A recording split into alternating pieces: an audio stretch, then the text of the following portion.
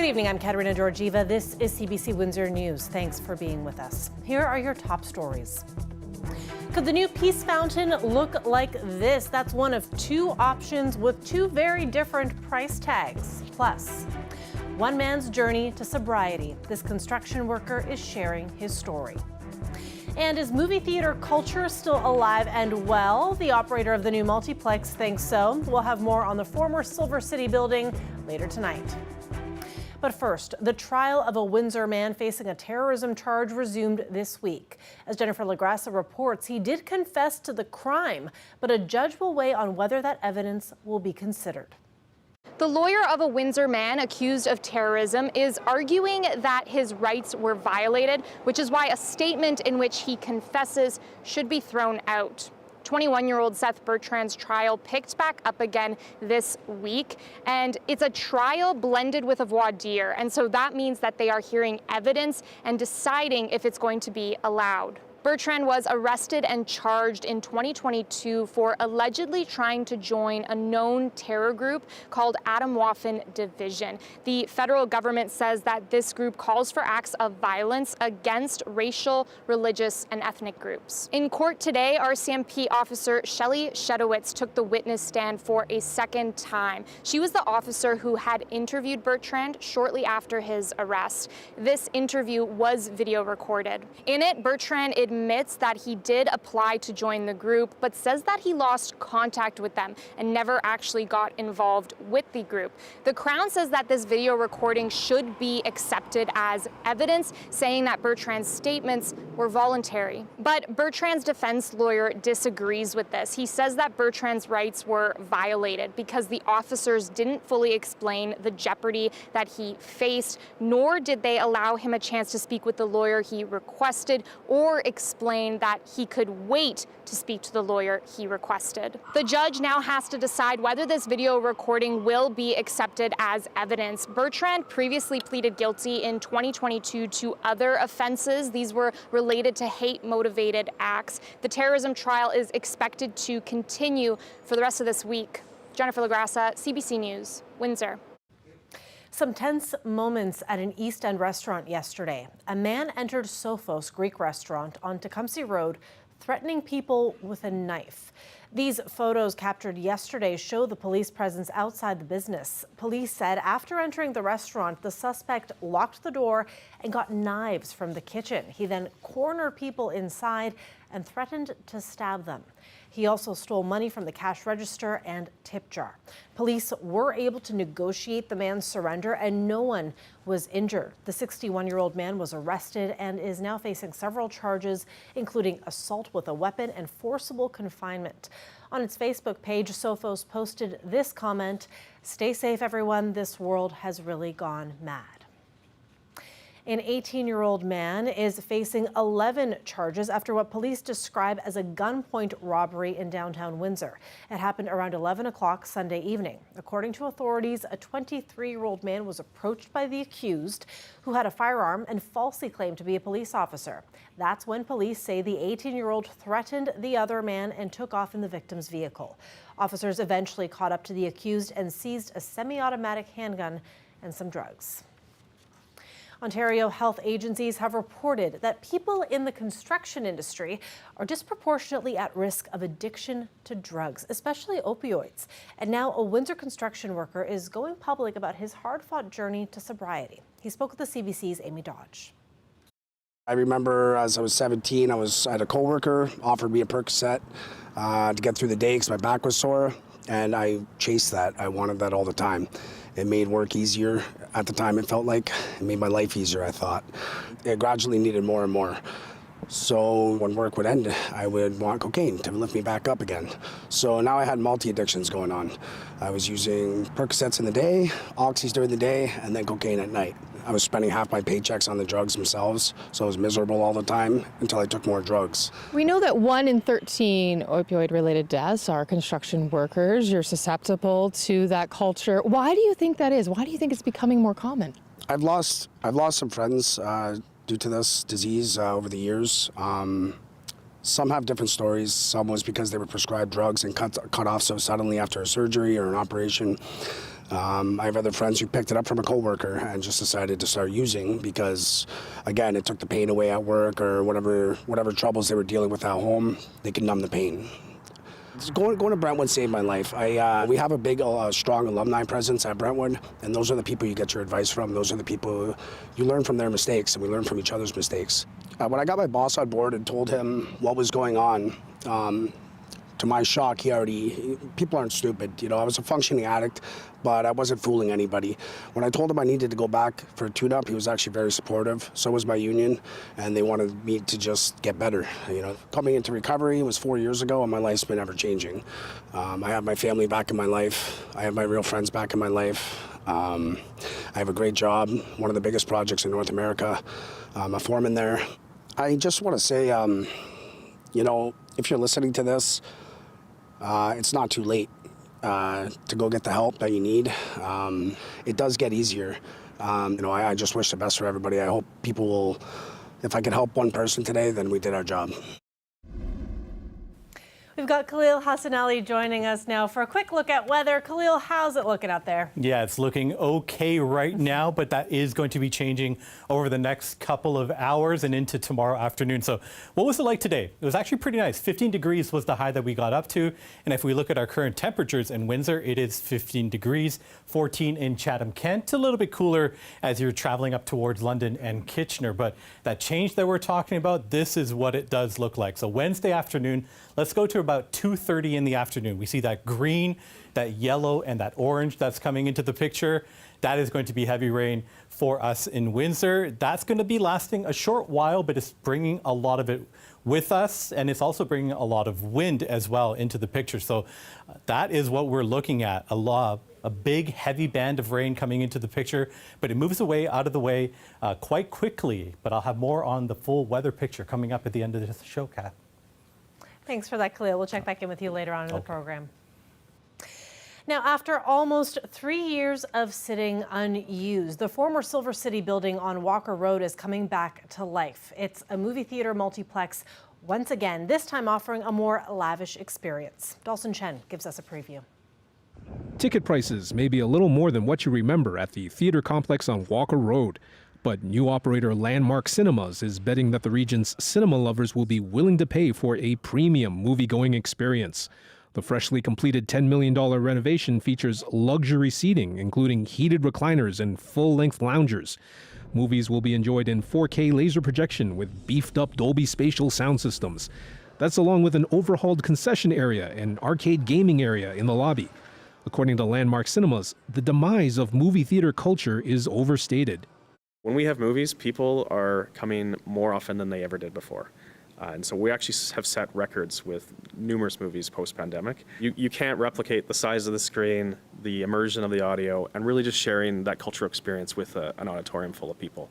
To accommodate such lavish and comfortable features, Landmark Cinemas Windsor has 4 fewer screens and only a quarter of the seats of the previous multiplex. There's even a Lux Theater that will be restricted to ticket holders 18 years and older to ensure a more mature and well-mannered audience. It really is truly the best kind of date night experience, the most adult experience you can get. You can come in here and know that there's not going to be kids running around screaming and hollering. You can come in and it's going to be nice and peaceful, and you can really just sit back, relax, and enjoy the movie. It's been a tumultuous journey for the building at 4611 Walker Road. The complex was built in 1997 under the now-defunct theater brand Famous Players. With 12 screens and 3,000 seats, Silver City was the place to be for a generation of moviegoers. But in January 2022, parent company Cineplex decided to cease operations. Earlier this year, Landmark Cinemas and property owner McHale Holdings announced their intention to reopen. The property is benefiting from a $1.9 million tax break from the municipality. But McHale says his motivation wasn't financial. We're developers, not destroyers. And if this theater did not go up, the city of Windsor would never, ever have another theater in its vicinity. This is a huge investment made by two parties, the landlord and Landmark, to the city, for the people of the city. You will enjoy your time there. So, let's go see a movie. The new Windsor location of Landmark Cinemas will have its first public movie screenings on Wednesday, November 20th. Dalton Chen, CBC News, Windsor. Windsor City Council needs to decide how it will replace the Peace Fountain. It's operated for decades in the water off Riom Park. The city now has two options, both with price tags of more than $10 million. Chris Ensing has more on the choices facing the cash-strapped city. I'm standing at the site of the next multi-million-dollar legacy project on Windsor's riverfront. It's the replacement for the International Charles Brooks Memorial Peace Fountain. City Council has to decide between two options on Monday after their first choice came in way over budget. This is what staff recommended. A floating fountain similar to the one the city first put in the water more than 40 years ago. The big switch, this one would be stored right at Riom Park instead of hauling it to Lakeview Marina every winter. People say it's an eyesore there. They want that changed. This new plan would see the fountain shrink wrapped when it's out of the water, and a new access road would need to be built in the park. One-time costs, $10.5 million, with annual operating costs around $160,000, similar to the old fountain. Option 2, a fountain with year-round light show features along the shoreline of the park. It's land-based with lower operating costs, but the initial price tag is higher. One-time costs, $18.8 million, $134,000 a year to operate.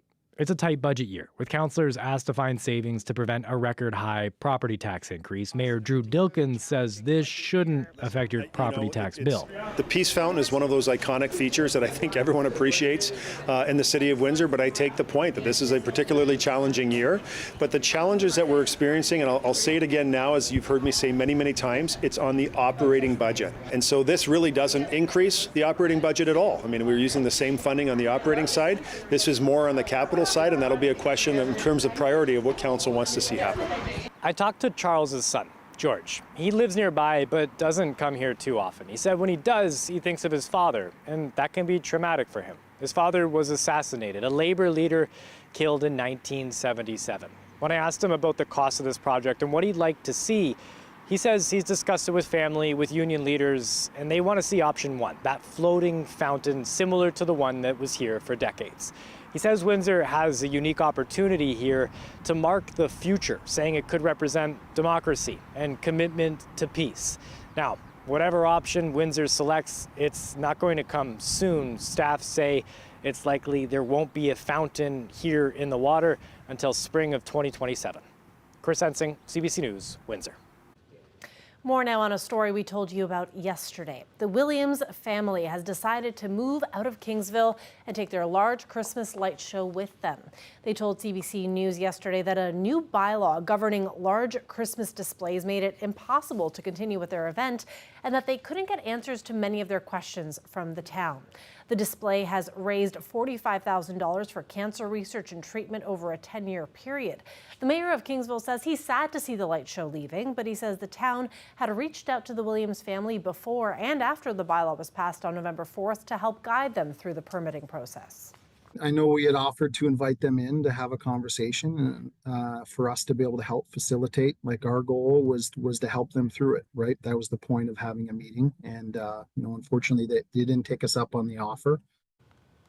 The bylaw limits this kind of light show to operate between Wednesday and Sunday. It could only operate from 6 to 8 p.m. most of those days and until 9 p.m. Fridays and Saturdays. But the show won't go on this year. Instead, it'll be moved to a home in Essex, but it won't likely be ready to go until 2026. A rising rate of car thefts has been making headlines for months across the country, and today we're learning which vehicles are the biggest targets in Canada. A new report says the Toyota Highlander was the most stolen vehicle last year, followed by the Dodge Ram and the Lexus RX. Vehicles with the highest rate of theft relative to their numbers are Range Rovers and Defenders, followed by the Lexus RX. The insurance organization Equité produced the report and says all the top stolen vehicles have the push to start feature. And here at CBC Windsor, we now are launching our holiday campaign called Make the Season Kind, and the goal is all about helping those who are experiencing food insecurity in our community, and we are asking for your help. Look for this on our website. It has details on the various ways you can participate in our campaign. And as part of Make the Season Kind, we will be heading to Bright Lights at Jackson Park for a live broadcast of our show, CBC Windsor at 6. That's on December 5th, so mark the date. Drop by and meet us, and please bring a non-perishable item for our food drive. We hope to see you there. We'll see you right here, back after the break.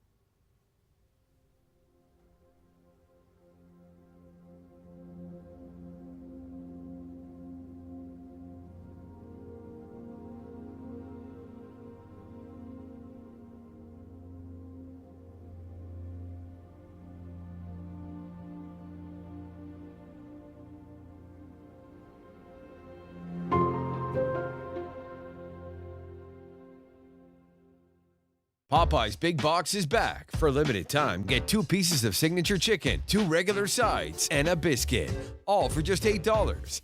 It's the Popeye's Big Box, and it's back for a limited time only. Love that chicken from Popeyes.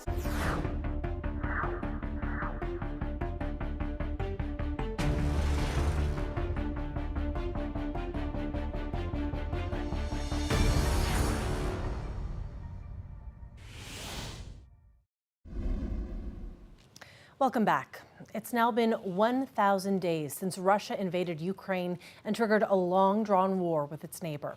We'll have more on that in a little bit. But first, we begin with the latest inflation numbers and what it could mean about the state of Canada's economy. I'm Peter Armstrong, following the latest cost of living numbers in our Toronto newsroom. Inflation ticked up last month to 2% year over year. Remember, back in September, price growth had slowed all the way to 1.6%. So this is an increase from that, but it was also widely expected. The Bank of Canada targets a range of 1 to 3%, trying to land on the mid-range of that at 2%. So even with this uptick, the overall thrust of inflation remains right on target. So the question isn't so much where are prices now, but more importantly, where are they headed? And that matters for consumers that are still swamped by high prices, but also for the Bank of Canada that's trying to bring down interest rates. I still think there's a fairly good case to continue to gradually bring down interest rates. The way the Bank of Canada would look at it is they're still what they would call restrictive. And given inflation is close to 2%, they probably don't need to be that restrictive. The Bank of Canada meets again in 3 weeks' time. And before then, we'll get the latest GDP numbers and the most recent jobs data. And unless those veer off the expected course, it's a relatively safe bet that the Bank of Canada will cut rates again in December and provide another small dose of relief. But remember, inflation data only measure the rate of change in prices. And yeah, that rate has fallen from a peak of 8.1%, now down to around 2%. But that certainly doesn't mean that prices have fallen. And that's why so many Canadian families feel so squeezed right now. Even if the rate of inflation remains at the target of 2%, all that means is that those already high prices will continue to climb, just hopefully at a more manageable level. Peter Armstrong, CBC News, Toronto. I'm Crystal Gamansing in London. 1,000 days into Russia's full-scale invasion of Ukraine, world leaders are highlighting the courage and resilience of Ukrainians in the face of Russian aggression. But it's a military move by Ukraine that's getting a lot of attention and being called an escalation by Russia. The Kremlin's defense ministry says 6 long-range U.S. Attack-A missiles were fired by Ukraine at the Bryansk region. American media, including the Washington Post, cite media sources saying U.S.-donated Attack-Ams were used in that strike. Now, approval for those missiles to be used on targets inside of Russian territory was just granted on Sunday. When asked, Ukraine's President Volodymyr Zelensky did not say if Attack-Ams were used. Instead, he said that Ukraine also has Neptune long-range missiles that were developed locally and that Ukraine will use anything at its disposal. Meanwhile, Russian President Vladimir Putin formally lowered the threshold for using nuclear weapons, opening the door to a potential nuclear response by Moscow, even to a conventional attack by any nation supported by a nuclear power. For example, Ukraine, backed by the U.S. Zelensky is encouraging supporters to act and not be afraid, saying his country wants peace. Russia does not. They presented nuclear weapons strategy. Why? They didn't present peace strategy. Did you hear it? Did you read about it? No, of course, nuclear weapons strategy. Because he wants just to make chaos in the world. Now, this was not the first Russian nuclear threat, but it was met with strong condemnation from Europe's foreign policy chief, Joseph Borrell. To call for the nuclear, to talk about nuclear deterrence at that moment is something that we strongly reject. We condemn any reference to the use of nuclear arms. Zelensky told the Ukrainian parliament that the war can be won with support and said resilience is needed. Crystal Gamansing, CBC News, London. Coming up tomorrow on Windsor Morning, lights being installed on the Gordie Howe International Bridge have been raising questions about light pollution. We'll hear what the Bridge Authority has to say in response. That's tomorrow on Windsor Morning on CBC Radio 1 97.5 FM with Amy Dodge. And when we come back, Khalil Hassanali will join us and we will take a look at weather.